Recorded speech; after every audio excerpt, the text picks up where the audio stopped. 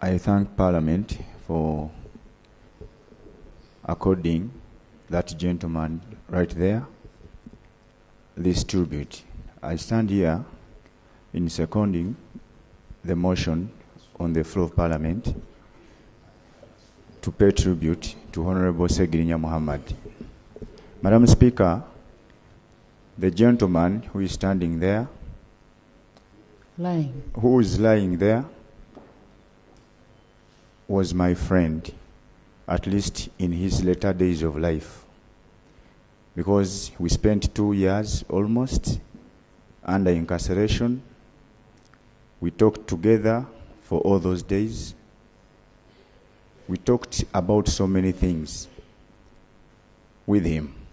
Before the incarceration, I had not spent 20 minutes with Honorable Ssegirinya, apart from this politics of ours of the opposition, of sharing dreams together, of leading this country, and we would talk about it on radios and in rallies, political rallies. But when I sat with him for 2 years, I realized something, that the people had another picture of Honorable Ssegirinya, yet he was another person. The Honorable was seen to be doing things crafted like comedy, but he was very serious in nature in doing his things. He was a very intelligent man who could tell you things and those things could happen.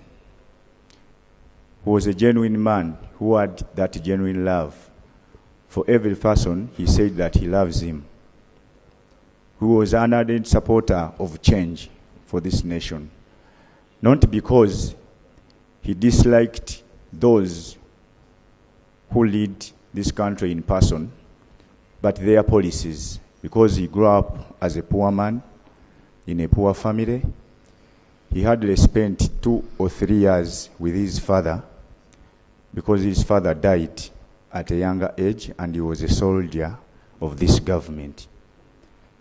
And that impacted so much on his brain, being fatherless and the father dying under unclear circumstances.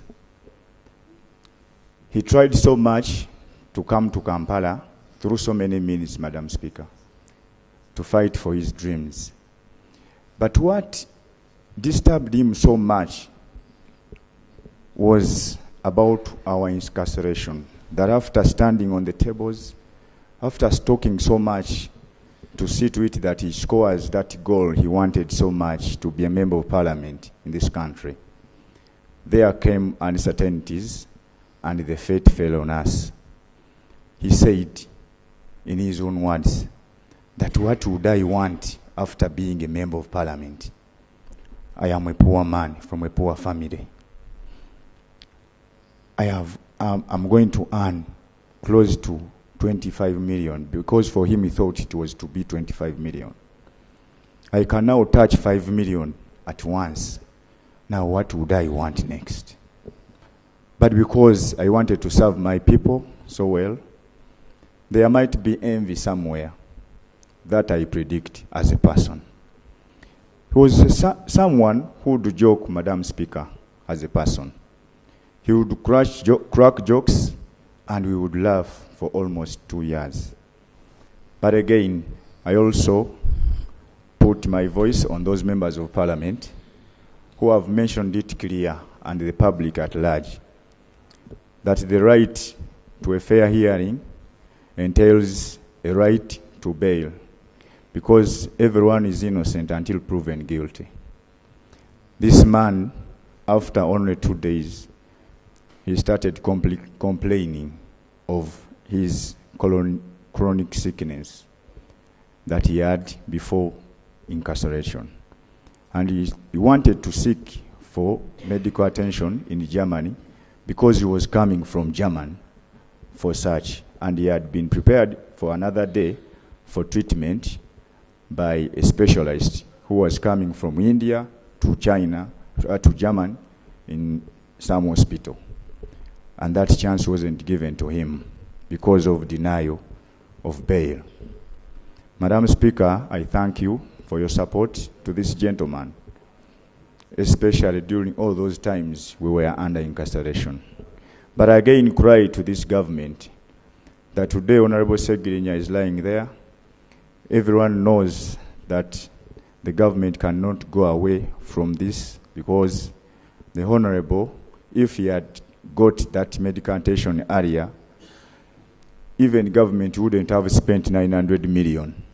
It will be him to facilitate his own medication, and he would be alive today. But because of that and such politics that we have in this country, that is why that gentleman is lying there. If you look at his children, they are too young to lose a father who was very courageous, who has gone through hell to have something on table for his children and the mother. Madam Speaker, it should come from all voices of courage, whatsoever the party you belong to call for better leadership of this country in a united way. Honorable Ssegirinya, we shared so much, we talked so much in person. I know that you went to God an unsatisfied man because it wasn't your time to go. But because of politics, you have gone. Rest in peace, Honorable Ssegirinya. Fight harder, Honorable. Thank you, Eddie.